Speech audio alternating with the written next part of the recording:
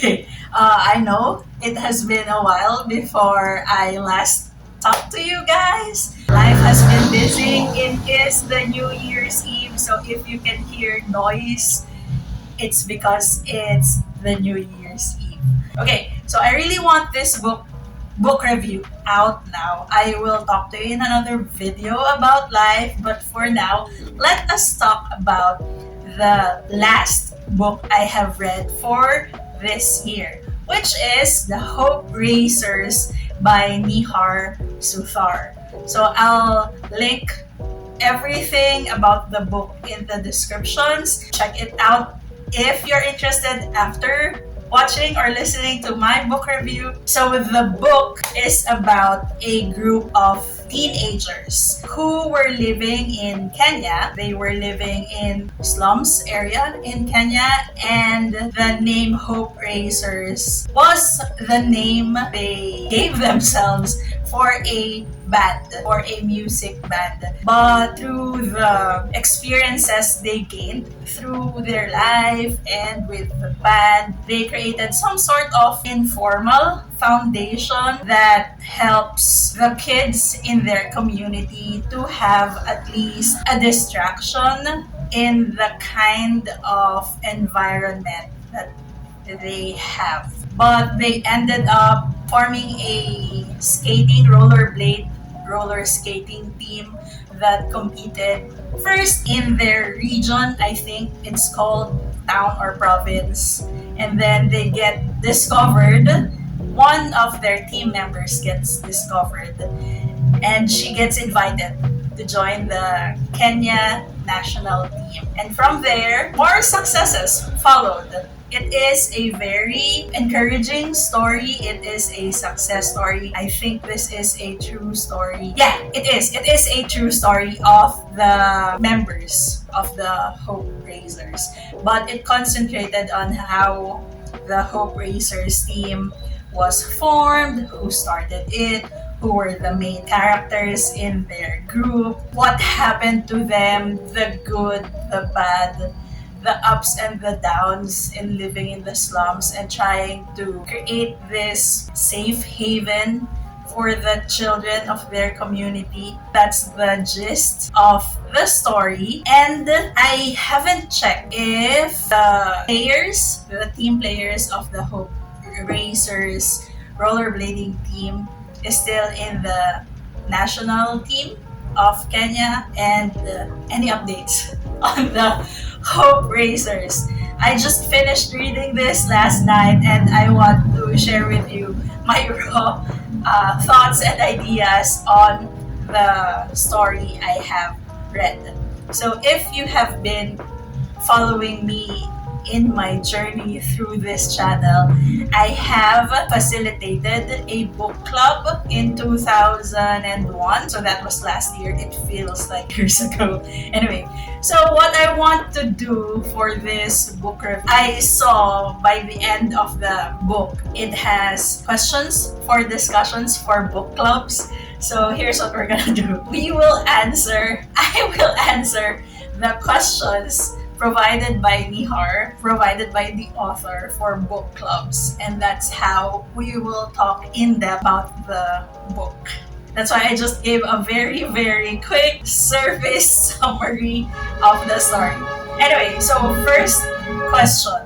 Again, sorry for the noise. It is the New Year's Eve. I'll write the question in the screen somewhere, but I'll read it also. Okay, so the first question for the book clubs, this book club I guess, is, so the study conducted by the United Nations Environment Program outlines the serious health hazards of the Dandora dump site on trash pickers and almost 200,000 residents of Corogocho.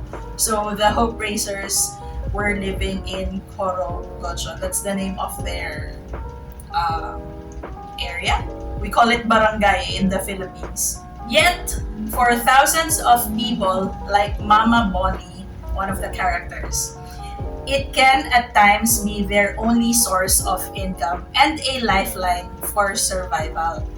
What would you suggest as a solution to this dilemma? The situation in Corogocho, we also have that same situation here in the Philippines.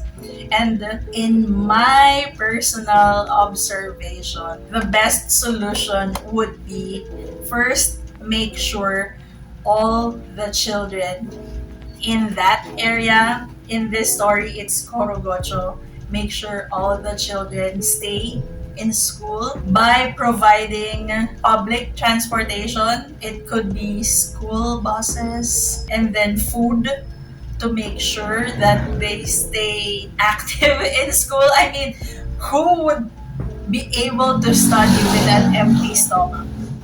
So just make sure the basic needs are met for the children, and then the rest would follow. If the children can stay in school, the parents can concentrate on other things. If the government can provide basic meals for the children while they are in school, then the parents don't need to look for money to feed their family, but instead they could work to make sure that they could provide the basic needs at home, like a house, electricity, paying for the utilities like clean water, things like those. So at least the children could concentrate in school, and then the parents could concentrate on providing them with their other basic needs. I know it sounds very, very wishful thinking in a utopian situation where all our taxes are being used where they should be used. I think the government could afford simple things like that. And then everything would follow, infrastructure and things like those. But yeah, first things first, make sure the children stay in school, they are being fed in school, and if they can do more, like provide transportation, pick the children up in, I think, a meeting point, a meeting area, at least in that way the children could just, I don't know, walk halfway, meet the bus there, and then just bring them all and bring them back and forth to school and the house. I think that's the best initial solution to whatever problem we have.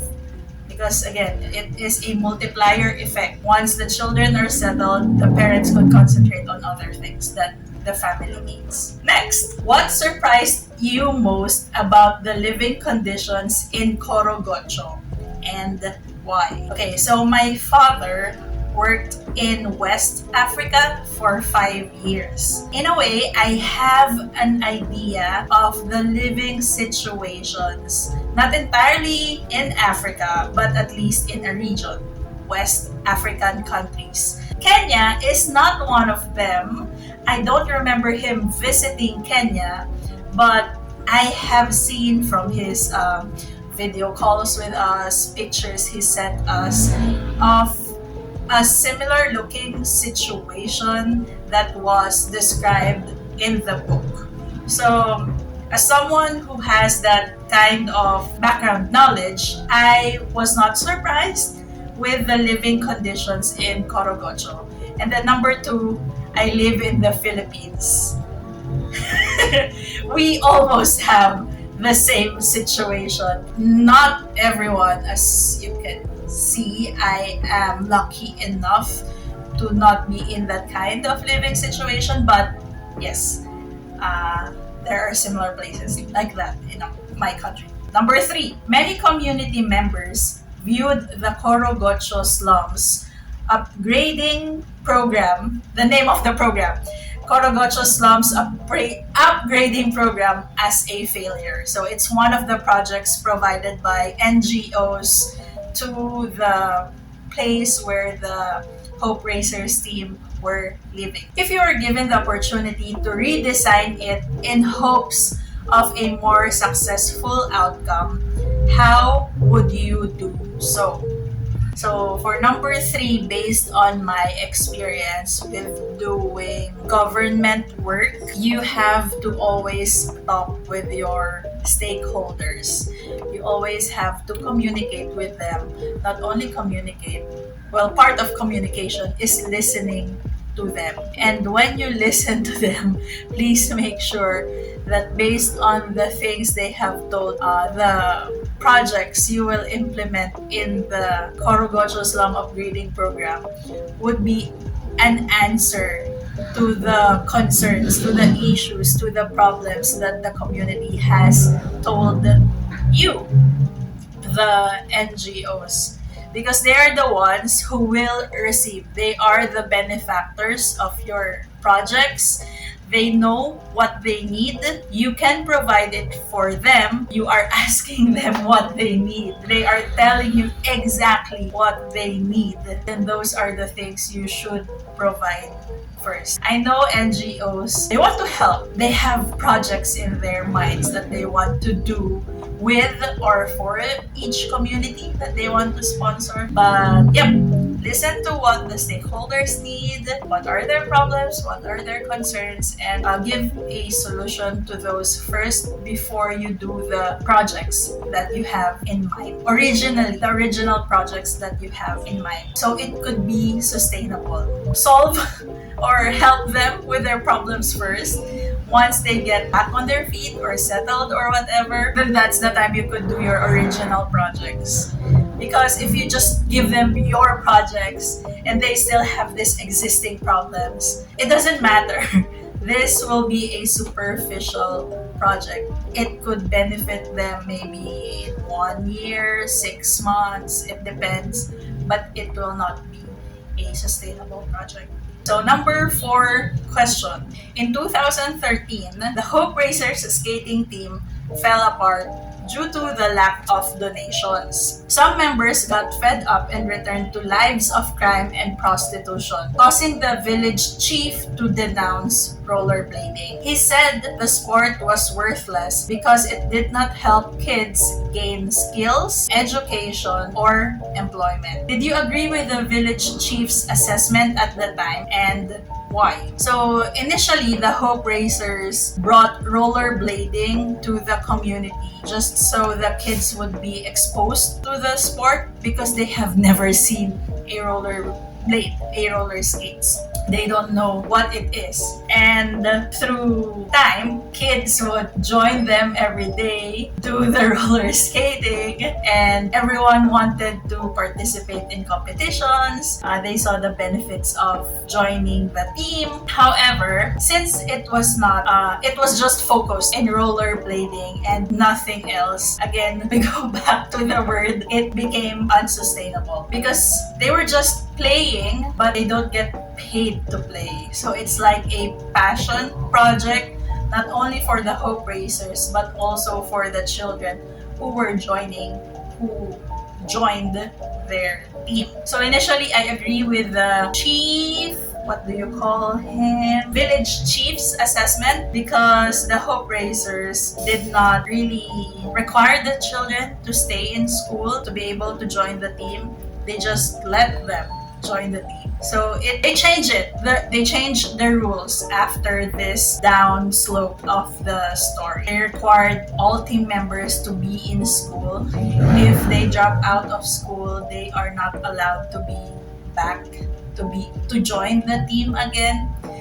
They found sponsors that think the initiative now is more sustainable and they want to support them, since the Hope Racers are not only concentrating their efforts on the sport but also on other aspects in the lives of their team members, such as education. Number 5. In response to the village chief's disapproval, Daniel and Butura, so these are the members of Hope Racers, they were the creators, the founders of Hope Racers, made changes to the Hope Racers. The most important of which required members to be enrolled in school. This one, I was talking about this. If they wanted to rollerblade with the team. If you were in Daniel and Mutura's position, what other adjustments would you have made to ensure that the kids were being set up for more sustainable futures through their initiatives? Daniel and Mutura required the kids to stay in school while rollerblading. What other initiatives? This is hard. By profession, I am a teacher, So if you have observed, I am always pushing for education for the kids to be a priority. That's why, yeah. But other than education, while being a member of the Hope Racers team, Daniel and Mutura could have, well, everyone is not really getting a pay cut from joining. How do you get your salary from a startup?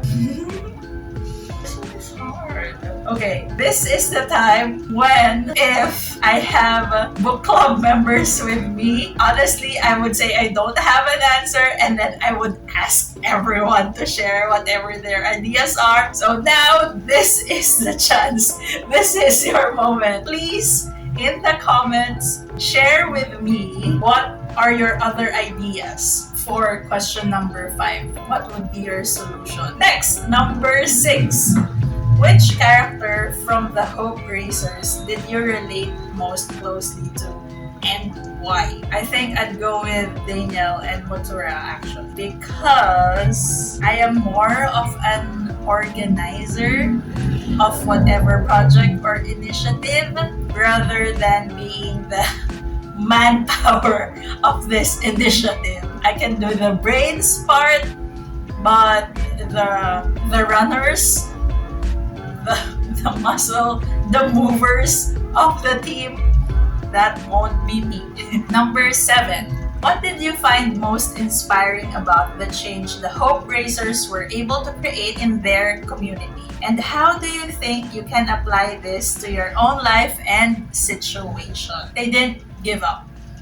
That is the most inspiring thing that they were able to share with the community, is to not give up. Whatever situation you are in currently, not a politically accepted idea, I guess, is if you are born in a difficult situation. I'm scared to say this.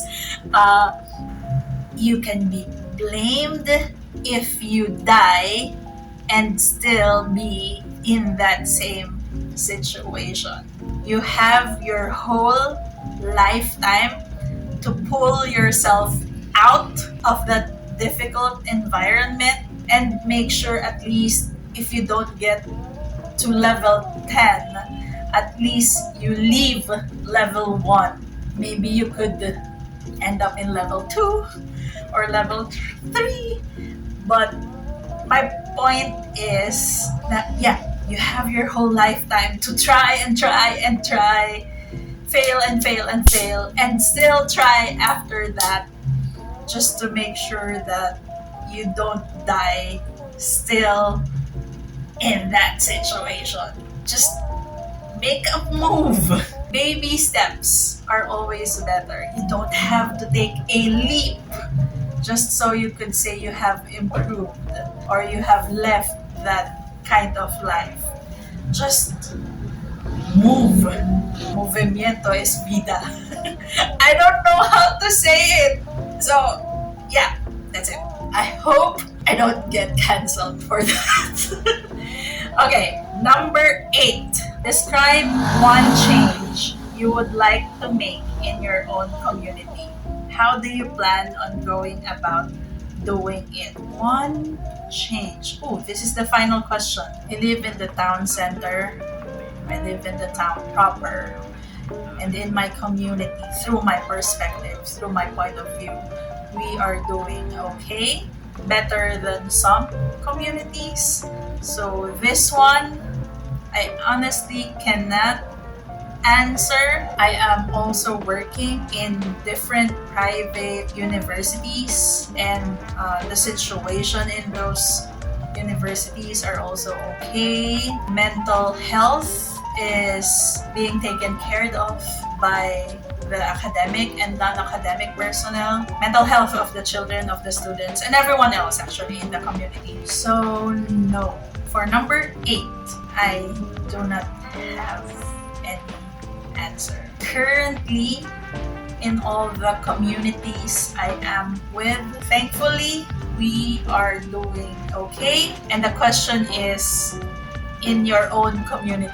That's why I'm saying that. I just need an answer for number 5. I really need an answer for that. Maybe I could ask my students about this. I'll ask my students. So that's it. That is the book discussion and a quick summary of the story on The Hope Racers by, I remember Nihar, but I forgot his surname, by Nihar Suthar. It's a very short book. It's like 135